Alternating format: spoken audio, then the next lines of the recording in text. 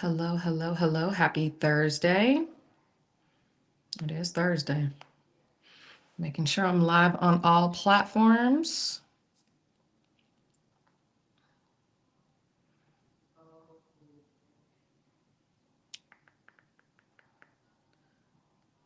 Yeah.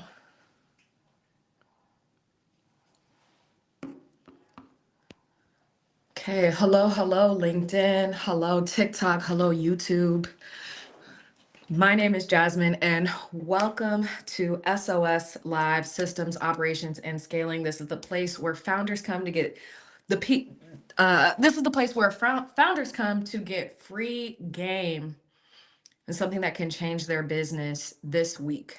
Um, I'm very big on we can all eat. So I have no intentions on gatekeeping all of my information.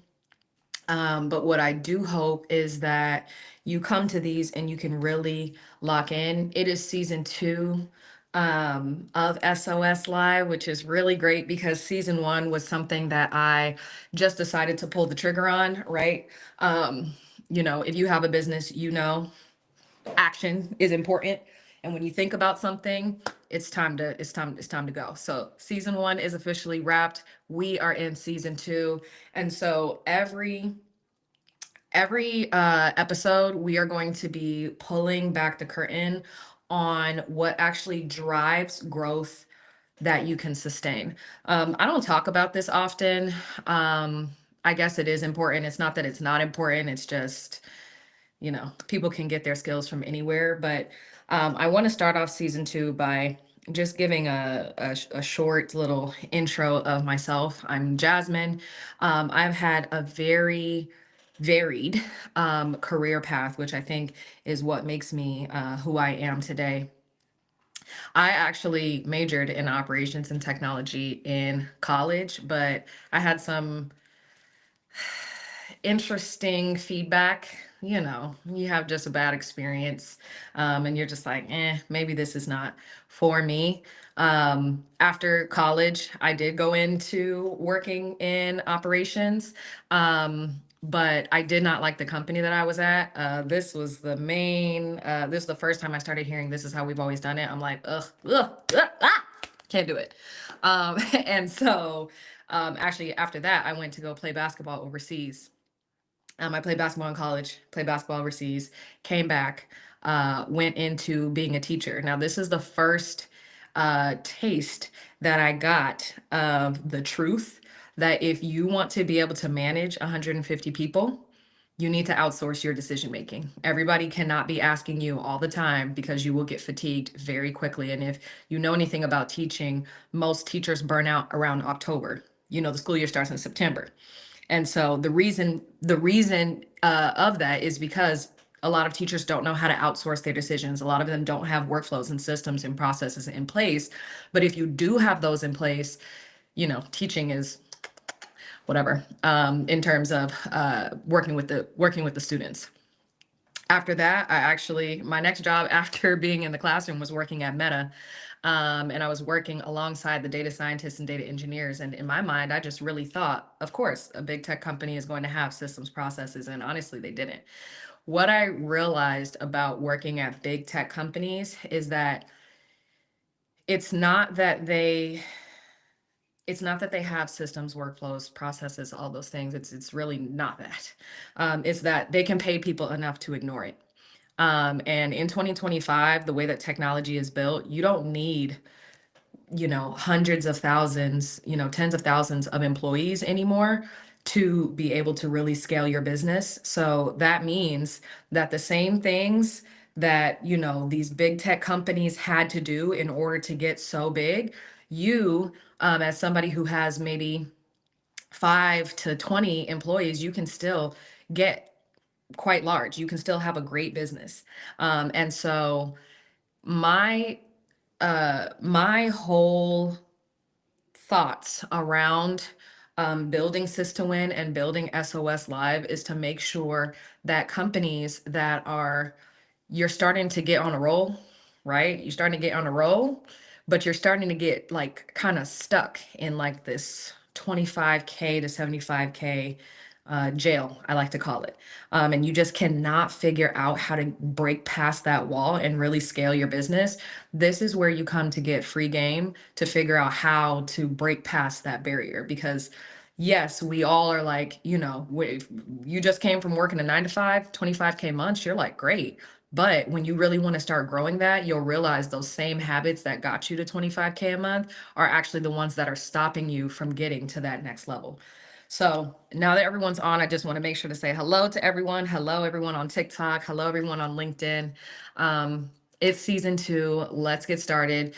Season 2, different than season 1. I want to make these episodes about responding to some conversations that I've had with people. Because I have a lot of conversations with founders, and I want to make sure that I am addressing the things that are coming up in real time so that you can make a pivot. And so today we are talking about how to turn your clients into advocates. Okay, this is stemming because I was having a conversation yesterday with somebody on TikTok, and they were saying, something along the lines of client onboarding isn't really that important to me because I have really great delivery. And this is one of those things where, as a solopreneur, it is wildly important to have great delivery. When you're early in business, it is wildly important to have great delivery. And the truth is, when you are just starting your business, when you have maybe a handful of clients, it's 2025. You can run your business out of your phone. At the end of the day, there's a lot of things that you can do with just you and your laptop, and that's great. And, you can communicate with your clients via text, and that's fine. However, once you get to 10, 15, 25, 50, 500, 1,000 clients, those same tactics that you were using, they don't work anymore. They don't scale with you. And this is like a mindset shift that we need to have. And we need to be able to make sure that our ego is not in the way of realizing that making it to the next step is something to be celebrated and also something to reflect on, knowing that we're going to have to make some pivots. Okay. So delivery is absolutely something that keeps you in the game. Sorry, I'm an athlete. I'm doing a lot of athletic references. Delivery will keep you in the game, but it is not what is going to help you win a championship. I don't make the rules, right? Clients, they are not just buying the results. I work with a lot of tech consultants. Yes, I need to work with you because I don't know how to code. I have to. Yes, I do have to figure out how to leverage this expertise that you have, this craft that you've been able to do, right? As a client, yes, I need to outsource this, right? And so there are some things that they will put up with, but not for long. And that's the thing. We want our clients to not just be our clients, we want them to be our advocates. Okay. So I did an episode on this in season 1, and I'm always going to come back to this. I was a math teacher. The data don't lie. Okay, our data is important.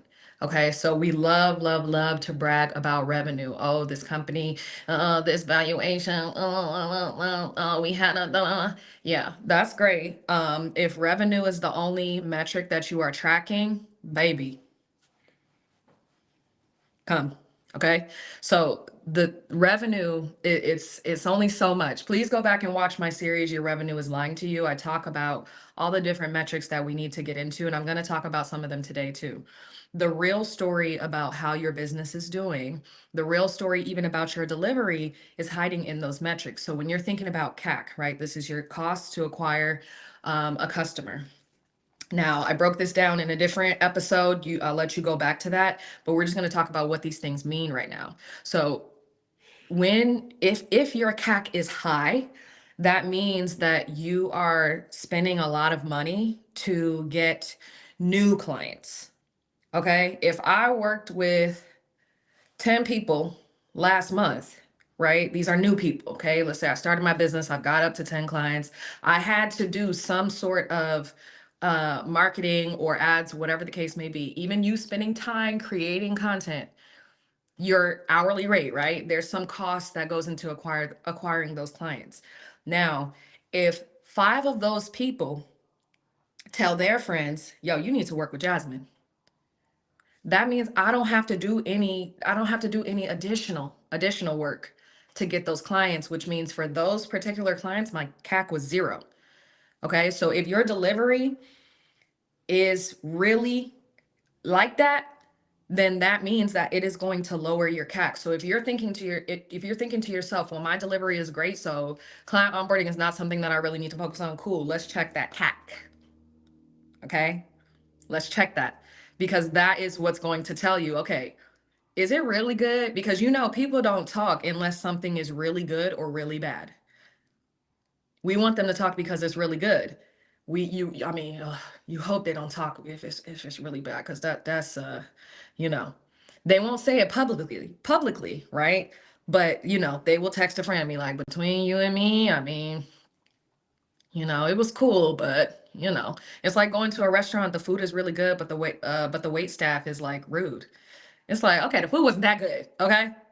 I ain't never had no food that good where you can be talking to me any kind of way. I don't care, okay? And it's the same thing with your clients. When you start to, you got 3 to 5 clients, you can respond pretty quick. You can thumbs up, acknowledge them, like send them back emojis, all these things, right? Once you start scaling, you get to 100 clients, it's just not possible. It's just not possible. Okay. And so we want to look at that CAC. Second thing is your LTV, right? This is your lifetime value of a customer. How long are people staying with you, right? There's been plenty of times where the bank that I use, I made a half court shot when I was 16. I won $1,000. I've had a bank account since I was 16, right? When something goes on with that bank account, I can call and say, I have been banking with you guys for 16 years. Okay. Now all of a sudden, here comes all the customer service in the world, because they realize keeping me on, right, is worth it.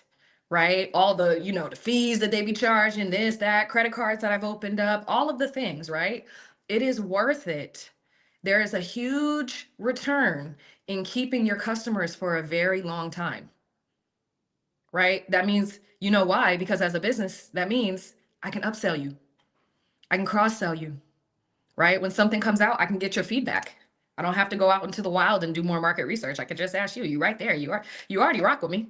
So you're going to be honest with me, right? And so this LTV, it's important. And if your LTV is low, that means that your clients are not sticking around and not spending more. So there's a couple of things going on there. Either your delivery is it can be good, but the experience is not good, or there's something going on in your offer suite where you're missing out on being able to upsell and cross sell. And that's a whole nother conversation we could talk about. But okay. So the last metric I want to talk about is churn. Churn is when a client decides we don't want to move forward with you anymore. And so if this is high, your great delivery is not turning into loyalty, which is really what you want, right? Having 10 loyal clients is a lot better for your business than having to get 10 new ones every month. Okay. Without advocacy, every client, you got to get that client out the mud, right? And this is having you bleed energy, money. Your team is going to be exhausted, right? So delivery is great, but your data is telling you something else. And the 3 steps that I want you to take to be able to do this are sprint, scale, sustain. Okay. So the first thing, right, when you're talking about this sprint, okay, this is the first 30 days you need to lock in. You need to make sure that you have workflows. And honestly, don't make your workflows too long. You make your workflows too long, you're not going to be able to find out where the leak is if something breaks. Okay. Make them short enough to be able to find the quick leak and fix it quickly. Okay. That's a pro tip. All right. Now, in this sprint, you want to make sure that you are creating workflows that make sure to deliver a quick win to the client in 48 hours. I've been talking a lot in my content about Black Friday. You cannot forget human psychology. We work with humans, right? Humans like dopamine.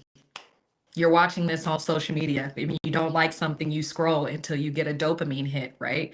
And so, as a service based business, right, that's not necessarily how our services work per se. Like, you know what I'm saying? Like, you're going to get the total experience in 30 days. So, how do you, as a service based business, make sure that you are also giving your client a dopamine hit within the first 48 hours? That means that you need to have clear client onboarding. If nothing else, y'all, if nothing else, you need to be able to deliver a quick win to your client within 48 hours. I promise you, nobody wants to wait 30 days for anything. I don't want to wait 30 days for anything. And my offers are 30 days. I get it. Okay. So that means when you have clear client onboarding, all the information that you need from the client gets to your team fast enough to be able to turn that around real quick. Okay. So that's the first thing that you really need to focus on. That momentum early is where they start believing in you. Okay. This is like, just imagine like, you go on a great date with somebody and then you don't hear from them all week. Well, guess what? I didn't save your number anyway, and now you're blocked. You see how that works? And so you need to make sure that your clients are having that great dating experience as well and giving them that win. So there are workflows and automations that you need to build in that do that. The second 30 days is scaling. This is where you need to build the consistency. You have your workflows, your SOPs, right? To make sure that this delivery process goes from onboarding to the delivery, the longer piece of your delivery, right? Now, I'm going to talk about this more in another episode, but just I am who I am. I don't know. But I'm going to talk about this more in a different episode, but there are a lot of handoffs that go on when you're working at a big company, right? When we're working at Meta, there's so many handoffs of information going on. This is happening in your business too, but it's typically happening in your head. And if you didn't make sure, um, like if you're not sure how to pass this information, it's going to make delivery really, really clunky because you got to be giving something to your clients, right? In that long-term delivery. Okay. But also your team needs to know how to think. These are workflows. Think how to think without you. Okay. And then also how to execute at your level, which is SOPs. What is the definition of done? Right. And now we're starting to get a little bit more automation in here because it's like because we've done this a couple times, we realize we don't have to do all of this manually. Some parts require a human, some parts don't. Okay. And lastly, we're going to sustain. So this is where we start to get into the offboarding. Okay. The client is onboarded, we're working on delivery, and then we are offboarding them. And this is the part where we make sure that we are creating advocates, right? So you have to make sure that you're setting up a platform to be able to get referrals, testimonials, and renewals also, right? This feedback loop is what keeps clients engaged, and advocacy, again, is how you build your LTV and how you shrink your CAC. Okay, so I want you to think about your last 5 clients. Did they stick around? Did they renew? Did they refer somebody? Or did they work with you one time and then dip? Because even if they worked with you one time and dip, it doesn't mean that your delivery wasn't great. Sometimes it means that the experience around the delivery didn't hit, and that's fixable. Okay.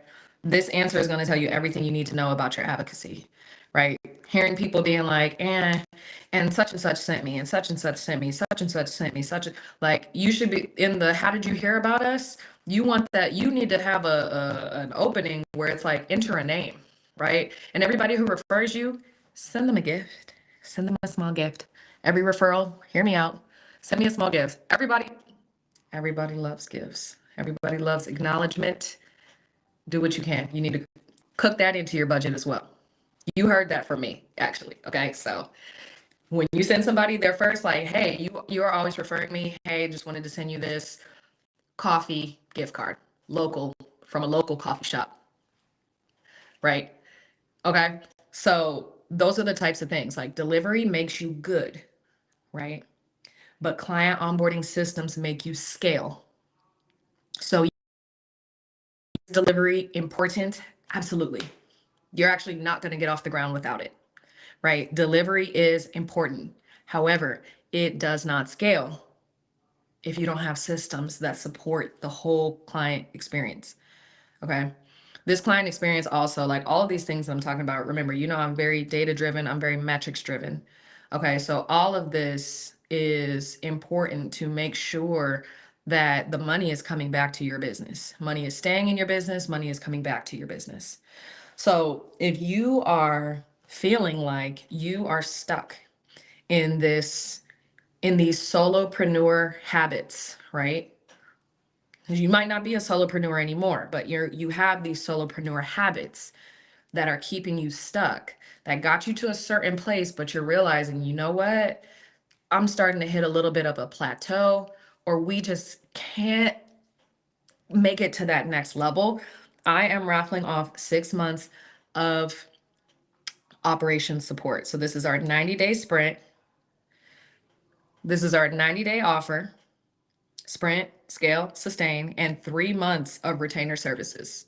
Right. We still gonna be here to make sure everything great. I'm gonna still be here making sure that you understand how to interpret your data, right? So that you can be the CEO that you are and not the operator that you are. We can have a team to operate for us while we start to develop our CEO muscles, right? And we'll build systems that turn great delivery into a business that grows through client advocacy, because that's what you want. You want to be able to step away and people still like, dog, that was man. Let me listen. Okay. That is what you're looking for. Okay. Now, this is the part I'm going to open it up to questions, because I still want to be able to answer questions. Still want to be able to answer questions.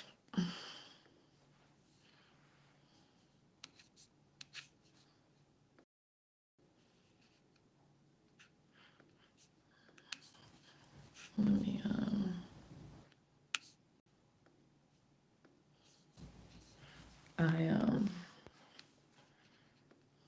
I can never see my LinkedIn chat on here when I'm streaming. Let me make sure. What's your onboarding process like? My personal onboarding process, honestly, I stand by it. And any business that is similar to mine, I'll give you the same one, to be honest. There are, first, like, I separate things into 3 different workflows. Once a client has decided, okay, cool, we do want to work with one another, that's great. Invoice, contract need to be sent immediately. Now, here's the part. Here's the piece that I think a lot of people really skip, and I wish they wouldn't. I'm finding that people think that it is a waste of time, but if you don't have a kickoff call scheduled, you are really missing out on a lot of things. So yes, you have an intake form, which, I mean, people be telling me they have intake forms, and I look at the intake form and then it's literally just, yeah, it's literally just name and email. Like, that is not enough information. That's not enough information to deliver a win. It's just not. Like, you have to understand enough, right? Now, cool. Even once you have a detailed intake form, you still, people don't always fill out things fully, or maybe they didn't understand the question or whatever the case may be. So when you have that kickoff call, that's when you can clarify any details, make sure we're really on the same page, because there are people who, maybe at the end of the service, they expect me to do a backflip. And I'm like, well, uh, it's not that I can't do a backflip, but it's that that's just not part of it, And so that's why, like, that kickoff call is what gives you clarity to make sure that whatever your team is getting ready to deliver to deliver them, like that first, like, hey, we got you, like, we want to show good faith, and we want to show like momentum. Yeah, they miss out on that opportunity because they assume that they know via text. And I mean, if you've ever had an argument with anybody, to pick up the phone instead of text. Honestly, it's the same thing when you want something to go well. And so I think that kickoff call is really like what is the game changer for at least my business, because I know exactly when I go back now to communicate with my team and I'm giving them the brief on what we're about to execute, it's very clear for everybody on both sides, right? And then also making sure that there's consistent communication with the client week by week, even if it's automated, guys, even if it's automated. Hey, it's week 1. I have a delivery framework. I know the same thing happened in week 1. Same thing happened in week 2. Same thing happened in week 3. So I can automate an email sequence on Sundays to be like, hey, it's week 2. This is likely what we're working on. We'll talk more about it in the meeting. If you have any questions, bring them to the meeting. Cool. Or send them to this, whatever. But that's really I'll say the biggest piece that I feel like people just leave on the table. And then my team, by that time, once we have that kickoff call, I'm like, hey, we were right, or we were wrong. We had a completely different understanding of whatever this is. Cool, we got to deliver something else. And so the onboarding officially stops once that first win is delivered. But I promise you, it is the biggest like dopamine kick to both sides, right? Because now you don't have to wait until the end of the 30 days to find out that a client prefers something different or they wanted something different, whatever the case may be. You're getting that early communication about feedback super early too. So if you're not doing kickoff call, I highly recommend it. And a kickoff call is very different than a sales call. We're not talking about the same thing. The sales call is not the same information that you're getting in a kickoff call. Also, the kickoff call is where you make sure that you have access. I was talking to another one of my consultant friends, and he had said that they made it to almost the end of the delivery, but they were missing credentials from a client, and so they couldn't complete it. And now it's like huge stalling. And so all those things that could possibly cause stalls at the end of the project, you need to cover that in your kickoff call. That's going to be a real game changer for you. Yes, yes, yes, yes, yes. I'm looking at my LinkedIn comments. Just read a Creator IQ report. Brands are onboarding creators who fit their values. This shows trust and engagement matter more than chasing pure revenue. Yeah, seriously, seriously. Like people will pay for an experience more than they will just what it is, right? It's like, why do people remember when Trump did the tariffs, and then all of the factories that have been creating all of these luxury goods were like, hey, just buy it directly from us. Shoot, since it's the tariffs and all that stuff, right? And we realize, okay, well, the same factory that makes this luxury item is what makes this non-luxury item, right? Why do people, what's the difference between those two things? If it's the same product, what is the difference, right? When I go into and I'm not going to say any store names, so when I go into just a regular department store, there's nobody greeting me, there's nobody, I don't get no glass of champagne. I don't that experience is not there. It's a DIY experience, right? But when you get into different stores where there's an elevated experience, a lot of times it's a done for you, right? I'll hand it to you. I'll get you this. What size you need? All of those things. That experience is what people pay for, even though that same shirt you could have got from somewhere else, right? Okay, so I want to touch on this too, and I know we're about to go over time, but that's okay because I think that this is worth it. There's a comment. I'm streaming on multiple platforms right now. So there's a comment on TikTok that says, my business results don't come within 48 hours. Neither do mine. Not the end result. No, it does not come within 48 hours. No, it doesn't. And that's the hard part with service-based businesses, right? Because even like Black Friday, people dig into Black Friday because they want something quick. They want to click, oh, got something. Okay. But with service-based businesses, that's not quite how it works, right? Like even if I'm getting a massage, I don't click today and get the massage in the next 48 hours. I mean, you could, but you get what I'm saying? Like that's not how it goes with service-based businesses, but it's important for us to figure out what piece of your offer can you deliver within 48 hours? And this is like something to to really dig into. And like I have ask me anything hours where we can like literally brainstorm this and go back and forth, but it is important, right? Now when I work with businesses, I'm helping them increase their LTV. I'm helping them reduce their CAC. I'm helping them deliver quicker, right? Now those things are longer term. We understand this in service-based businesses, but there's a piece, right?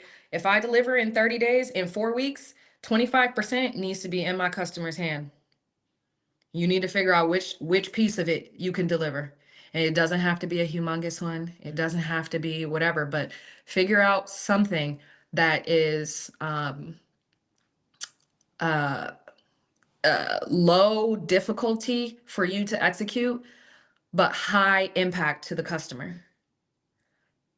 Whatever in your offer is low difficulty for you to execute and high impact to your client, that's your first win. That's your first win. I'm not standing in your business right now, so I can't answer that for you right now. But I promise you that is the first win that you need to deliver to the client. And it don't have to be life changing, but it has to be something.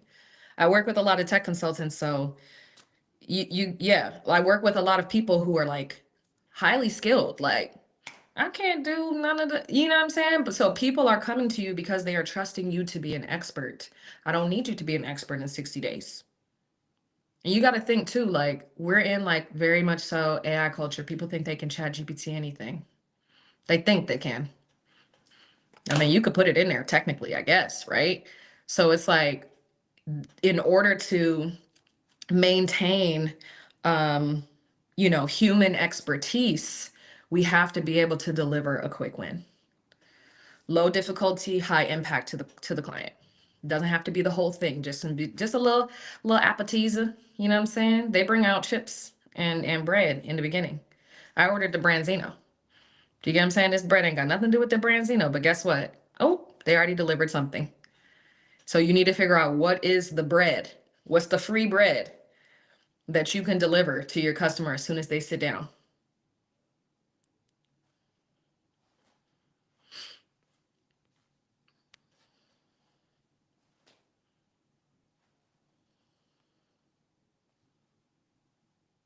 Yeah, that Cheesecake Factory brown bread, baby.